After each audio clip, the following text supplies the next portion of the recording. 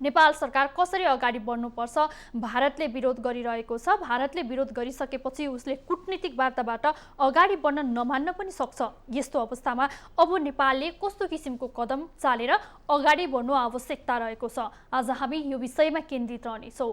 यो विषयमा कुरा गर्नको लागि यति बेला हाम्रो प्रत्यक्ष स्काइपमा जोडिनु भएको छ पूर्व मन्त्री लालबाबु पण्डित। माननीय ज्यू, स्वागत छ यहाँलाई लकडाउन प्रभावमा। धन्यवाद। हजुर, अब आफ्नो मुलुकको नक्सामा आफ्नो भूमि समावेश गरेर एउटा राजनीतिक नक्सा सार्वजनिक गरेको छ र त्यो आफ्नो भूमि समावेश गरेर राजनीतिक नक्सा सार्वजनिक गर्दा भारतीय पक्षबाट एक चर्को विरोध भइरहेको छ। खासमा यो यति धेरै चर्को विरोध किन भएको होला, के विश्लेषण गरिरहनु भएको छ? नेपालले सुगौली सन्धिद्वारा निर्धारित आफ्नो भूमिलाई नेपालको नक्सा र सम्पूर्ण सरकारी लगायतको क्षेत्रमा प्रयोगमा ल्याउने गरिकन घोषणा गरिसकेको छ, निर्णय भइसकेको छ। अब संविधानमा पनि संशोधन गरेर आइहाल्छ र भारतले नेपालको भूमि अधिग्रहण गरेको भन्दा पनि एक किसिमले भन्ने हो भने सुरुदेखि नै नेपालले आफ्नो भूमि हो, यो हाम्रो भूमिमा भारतीय हस्तक्षेप भन्दै आयौँ र अहिले भन्नु पर्दा एक किसिमले जसरी भारतीय पक्षद्वारा विरोध भइरहेको छ, आत्तिएको स्थिति छ, त्यो हाम्रो भूमि लुटिएको भूमि हो एक किसिमले। त्यस कारणले नेपाल सार्वभौम मुलुक हो र भारत पनि सार्वभौम मुलुक भएको कारणले गर्दाखेरि नेपालले आफ्नो भूमि प्राप्त गर्नको निम्ति कानुनी र प्रशासनिक प्रक्रियाहरू सुरु गरिसकेको छ र भारतले नेपालको भूमिबाट आफ्नो सेना फर्काउनु पर्छ। नेपालको भूमि नेपाललाई नै सम्पूर्ण रूपमा सार्वभौम मुलुकको रूपमा त्यो भूमिलाई मान्न तयार हुनुपर्छ। नमान्ने कुरै भएन। विरोध गर्नु भनेको के हो भन्दाखेरि अहिले भारतले एकतर्फी रूपमा जसरी कब्जा गरिरहेको छ, जसरी लुटिएको छ, त्यो छोड्नु पर्छ। त्यो छोड्नु पर्दाखेरि जुन आधिकारिक प्रमाणहरू छन्, वैधानिक जुन 1816 को सुगौली सन्धि छ, त्यो सबै प्रमाणहरू हुँदा हुँदै जसरी कि जबरजस्ती गरेको छ, त्यसबाट चाहिँ अब दुनियाँको सामु बदनाम हुने त साथै र जुन हेपहा लुटहा निचहा प्रवृत्ति छ, त्यो प्रवृत्ति पनि नत्यागी हुन्न भन्ने स्थिति भएको कारणले गर्दा यो पीडाको रोदन हो र यो पीडाको अभिव्यक्ति हो र प्रमाण नहेरिकन, प्रमाण नबुझिकन अनि आफू ठुलो छु, ठुलो शक्तिको साथ सानो र सार्वभौम मुलुकलाई पनि दबाउन सकिन्छ भने जुन मनोवृत्ति छ, त्यो मनोवृत्तिबाट नै प्रेरित भएर अहिले यो गरिएको छ। यसबाट कसैले पनि कुनै हालतमा आत्तिनु पर्ने स्थिति छैन, डराउनु पर्ने स्थिति छैन, अथवा आफ्नो जुन सार्वभौम मुलुक हो, सार्वभौमिकता छ, त्यसको रक्षाको निम्ति ती जस्तो सुकै चर्को आवाजमा कुरा गरे पनि सत्य आखिर सत्य नै हो। सत्य भनेको नेपालको हो र त्यो नेपालको भूमि भारतले छोड्नै पर्छ। आत्तिएर अनि चर्को स्वर गरेर दबाब दिएर अथवा विगतमा नाकाबन्दी लगाए जस्तै गरिकन नेपाललाई हेप्छु छु र नेपालको आवाजलाई दबाउँछु भन्ने हो भने यो कुनै पनि हालतमा अब सम्भव छैन। सम्पूर्ण नेपाली एकजुट छौँ राजनीतिक पार्टीहरू पनि एकजुट छौँ र सबैको एकमत भएकोले गर्दा अहिले हामीले आफ्नो भूमिको रक्षा गर्न सकेनौँ भने कहिले रक्षा गर्छौँ भन्ने प्रश्न हुन्छ। त्यस कारणले गर्दा यो कुनै पनि हालतमा हामी एक भएर अहिले अगाडि बढ्छौँ।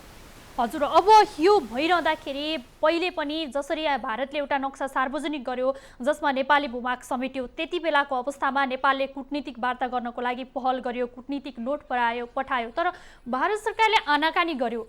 अहिले चाहिँ भारतले कूटनीतिक वार्ताको लागि सकारात्मक वातावरण बनाउनुपर्छ भनेर भनेको छ नेपालले नक्सा जारी गरेपछि। अब सकारात्मक वातावरण भन्न खोजेको उसले कस्तो किसिमको वातावरणको अपेक्षा गरेको होला? नेपालले नेपाली फौज लगेर पहिला राखेको हो कि भारतीय फौज जबरजस्ती आएर बसेको हो? अर्को कुरा, नेपाली जुन प्रमाणहरू छन्, जनता छन्, भोटर लिस्ट छन्, सबै कुरा, अनि पछि सबै कुरा उनीहरूलाई दबाब दिएर नक्कली कुरा तयार गर्न लगाएर अनि चाहिँ सकारात्मक वातावरण कसले बनाउने? पहिला 1816 को सुगौली सन्धिलाई मान्न भारत तयार छ कि छैन? यदि सन्धि मान्न तयार छैन भने हामी पनि त्यही रूपमा, किनभने त्यस्तो रूपमा जानु पर्दाखेरि हाम्रो विगतको ग्रेटर नेपाल भन्ने जुन उठिरहेको छ हो त्यो ठाउँमा पुग्नुपर्छ। त्यसकारण हामी त्यो ठाउँमा पुगेको होइनौँ। हामी 1816 को सुगौली सन्धि र त्यसपछि वैधानिक रूपले गरिएको सन्धि नै मान्ने हो। हामीले जहाँसम्म महाकाली नदीको सिमाना जुन 1816 को सुगौली सन्धिले भनेको छ, नदी भनेको तुरतुरे धारा भने होइन, तुरतुरे धारा बनाएर अनि भारतले यो महाकाली नदी भनेर अनि चाहिँ सेनाले, भारतीय सेनाले तयार गरिसकेको तुरतुरे नदीहरूलाई अनि मूल नदी मान्न सक्छौँ। त्यसकारणले अन्तर्राष्ट्रिय रूपमा पनि मूल, त्यसको गहिराई र त्यसको चाहिँ चौडाइ र त्यसपछि त्यसको केन्द्रबिन्दुलाई मानेरै नदीको सिमाना हुने भएको कारणले लिम्पियाधुरा नै काली नदीको मूल मुहान हो र काली नदीको मूल मुहान लिम्पियाधुरालाई मानेर अनि त्योसँग जोडिएर नेपालका 3टा बस्तीहरू सहित नेपालको भएको कारणले गर्दा अन्तर्राष्ट्रिय मान्यतालाई पनि भारत मान्न यदि तयार हुँदैन, 1816 को सुगौली सन्धिलाई पनि मान्न तयार हुँदैन, विगतमा हाम्रो प्रशासनिक उपस्थिति पनि थियो, जनगणना पनि भएकै हो र त्यसपछि त्यतिखेरका तिरेका प्रमाणहरू, सबै प्रमाणहरू हुँदै यदि एकतर्फी रूपमा सेना हाम्रो त्यहाँ उपस्थिति छ, यदि सेना उपस्थिति छ र त्यसलाई पनि मान्ने हो भने काश्मीरको छेउछाउसम्म नेपालको सेना पुगेको थियो। त्यस कारणले हामीले पनि ती ठाउँहरूसम्म नेपाल हो भन्ने स्थितिमा हामी पुग्नु पर्ने हुन्छ। त्यसकारण हामी 1816 को सुगौली सन्धि र त्यसपछि दुई देशको बीचमा औपचारिक रूपमा भएका सन्धिहरूलाई पनि मान्न तयार छौँ र त्यही अनुरूप चाहिँ लिपुले, लिम्पियाधुरा, कालापानी यो सबै क्षेत्र नेपालको हो र नेपालले अब यहाँ सुरक्षा उपस्थिति, प्रशासनिक उपस्थिति नेपालको नक्सामा पारिसकेको छ र त्यो सबै गर्दै यहाँको विकास निर्माण लगायतको यहाँको जनताको सहयोगलाई राहत पुग्ने गरिकन, सबै सुविधाहरू उपलब्ध हुने गरिकन विकास निर्माण गर्दै हामी अगाडि जानुपर्छ। एउटा कुरा छँदैछ। अर्को कुरा, नेपालले अन्तर्राष्ट्रिय मञ्चहरूमा भारतीय सैनिक उपस्थिति जबरजस्ती कहीँ कालापानी र लिपुलेख क्षेत्रमा गरिएको छ। त्यसकारणले यो भारत फिर्ता हुनै पर्छ, नेपालको सार्वभौमिकताभित्र भारतको हस्तक्षेप हो भनेरै जानुपर्छ र त्यस पश्चात आवश्यक पर्दा दुई देशको बीचमा यदि वार्तामा भारत आउन तयार भएन र त्यस पश्चात यदि एकतर्फी भारत आफ्नो गीत गाइराख्ने स्थिति हो भने नेपालले अन्तर्राष्ट्रिय मञ्चहरू लगायत अन्तर्राष्ट्रिय अदालतमा पनि जानुपर्छ र आवश्यक पर्यो भने अन्तिममा यदि सुरक्षासँग जोडिएर शक्ति देखाउँछ भारत भने त्यही रूपमा नेपाल पनि प्रस्तुत हुन पछि पर्नु हुँदैन भन्ने लागिरहेको छ। हजुर, अब यो विषय अगाडि बढिरहँदाखेरि एक किसिमले जब नक्सा जारी भएपछि भारत सरकारबाट विरोध भयो, अहिले नेतृत्वलाई किसिमको दबाव परेको अवस्था पनि देखिन्छ र आम सर्वसाधारणमा एक किसिमको जति खुसी भइरहेका छन् त्यसको साथसाथमा फेरि कतै अब भारतीय दबाव आइसकेपछि नक्सा त जारी गर्यो, यसको अगाडिको प्रक्रियामा पछाडि हट्छ कि सरकार भन्ने किसिमको कौतूहलता पनि बढेको देखिन्छ। यो दबावका बीचमा जुन गर्न लायक काम सरकारले गरेको छ, अब नआत्तिकन अगाडि कूटनीतिक पक्षलाई लिएर अगाडि बढ्नको लागि अब सरकारले कस्तो किसिमको कदम अगाडि बढाउनु पर्ने आवश्यकता देखिएको छ? सरकारले लामो समयदेखि वर्षौंदेखि द्विपक्षीय वार्ता गरेर संयुक्त बोर्डरको टिम पनि बनायो, नापी गर्न पनि बनायो। त्यतिमा मात्र होइन, दुई देशका प्रधानमन्त्री स्तरमा बौद्धिक समूहको गठन पनि भयो। तर भारतीय प्रधानमन्त्रीको तर्फबाट यति सबै संयुक्त रूपमा भएको कुरालाई पनि स्वीकार गर्ने, रिपोर्ट बुझ्ने लगायतको कामभन्दा पनि एकतर्फी रूपमा सैनिक उपस्थिति गराउने, यहाँ प्रमाणहरू आफ्नो बढाउँदै जाने, त्यसपछि सडक निर्माण गर्ने, भौतिक संरचनाहरू निर्माण गर्ने अनि त्यसको उद्घाटन गर्ने। जहिले जहिले नेपालमा प्राकृतिक विपत्तिहरू परिरहेको हुन्छ, महामारी भइरहेको हुन्छ, यही बेला हो नेपाललाई च्याप्ने, यही बेला हो नेपाललाई अप्ठ्यारो बनाउने, यही बेला हो खिच्ने र यही बेला हो कमजोर बनाउने, यही बेला हो फुटाउने, यही बेला हो तर्साउने र यही बेला हो आफ्नो प्रभुत्व कायम गर्ने र नेपाललाई एक किसिमले शब्दले सार्वभौम मान्ने तर व्यवहारमा सार्वभौम मान्न तयार नहुने जुन स्थिति भारतले एकतर्फी पैदा गरेको छ, त्यसको सम्पूर्ण नेपाली, चाहे नेपालभित्र मात्रै होइन भारतमा पनि तर्क विरोध भएको छ, प्रमाणको आधारमा विरोध भएको छ र अन्तर्राष्ट्रिय रूपमा पनि विरोध भइरहेको छ र हुनेछ। र विगतमा यस्तै स्थिति भइसकेपछि बङ्गलादेशले सुरक्षात्मक कारबाही सहित आफ्नो भूमि फिर्ता लिएको छ। त्यसकारणले पाकिस्तानसँग भन्ने हो भने द्वन्द्व छँदैछ, चाइनासँगको द्वन्द्व छँदैछ।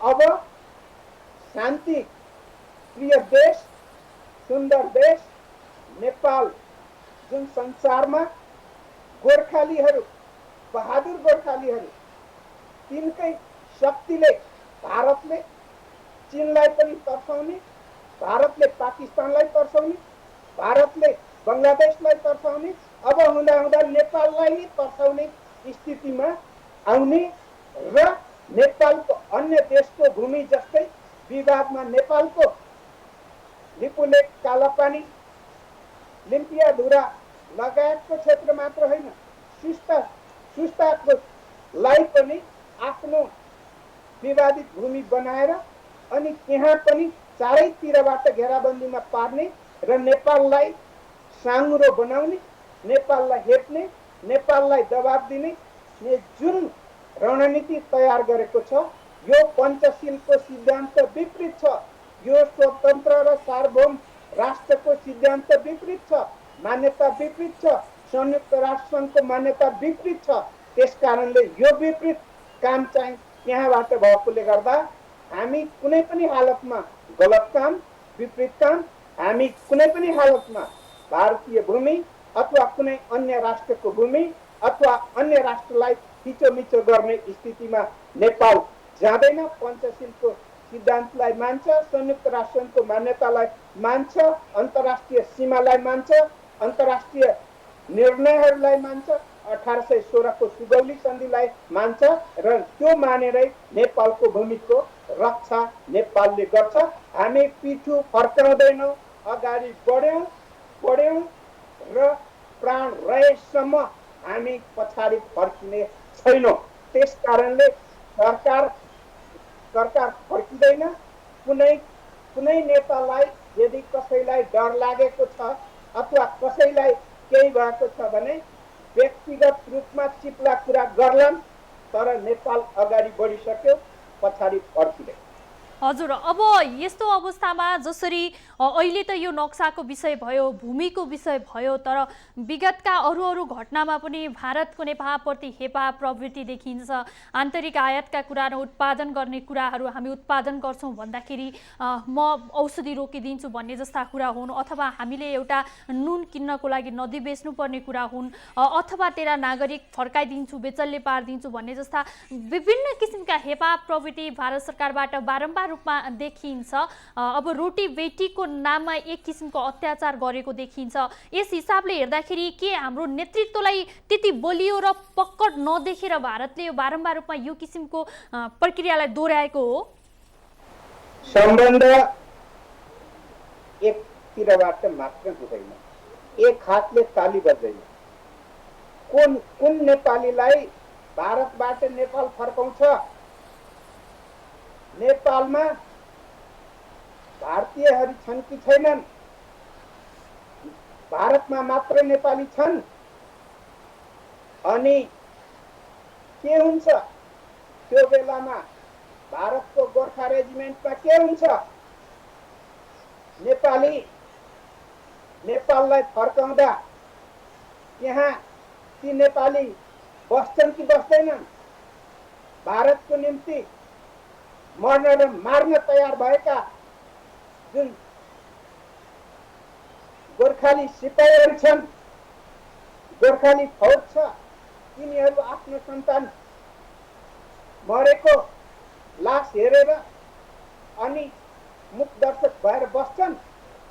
त्यसकारण असम्भव कुरा, यो तर्साउने कुरा हो, डराउने कुरा हो। डराएर तर्साएर अनि हेपेर प्रभुत्व कायम गर्ने कुरा हो, सार्वभौमिकता नमान्ने कुरा हो र मनमा कतै लागि राखेको हुन सक्छ भारतीय शासकलाई कि नेपाल अब राष्ट्रै रहँदैन भन्ने हो भने नेपालले आफ्नो सुरक्षा गर्न जानेको छ, कहिले कसैसँग पराधीन भएन।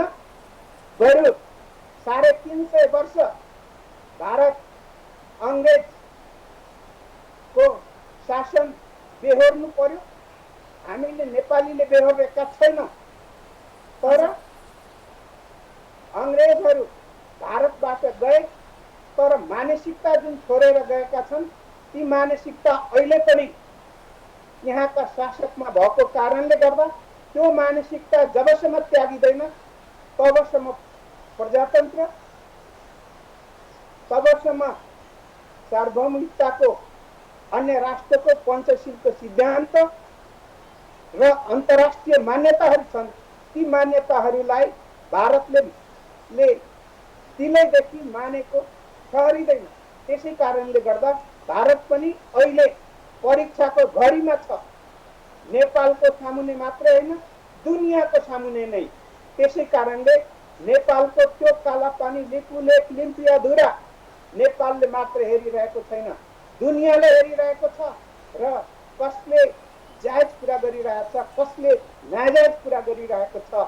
त्यस कारणले गर्दा नेपाल एक्लो छैन, एक्लो रहने छैन र नेपाल गलत छैन, गलत अडानमा उभिएको छैन। त्यसै कारणले गर्दा जो गलत अडानमा उभिन्छ, गलत गरेको हुन्छ, ऊ तर्सिनु पर्ने हुन्छ। नेपाल र नेपाली तर्सिनु पर्ने, डराउनु पर्ने स्थिति छैन। सरकार डराइरहेको छैन, न राजनीतिक पार्टीहरू डराइरहेका छैनन्। यसमा एकमत भएको कुरा भारतले पनि बुझ्नुपर्छ, अन्तर्राष्ट्रिय समुदायले पनि बुझ्नुपर्छ। 1816 को सन्धि जुन भएको छ त्यो लुकाएर गरिएको गोप्य दस्तावेज होइन। त्यस कारणले गर्दा सार्वजनिक र अन्तर्राष्ट्रिय रूपमा नै भएको दस्तावेज भएकोले गर्दा त्यो दस्तावेजलाई भारतले लत्याउन मिल्दैन, पाउँदैन, नेपालले लत्याएको छैन। त्यसकारण त्यो मान्यतामा हामी अडिग छौँ।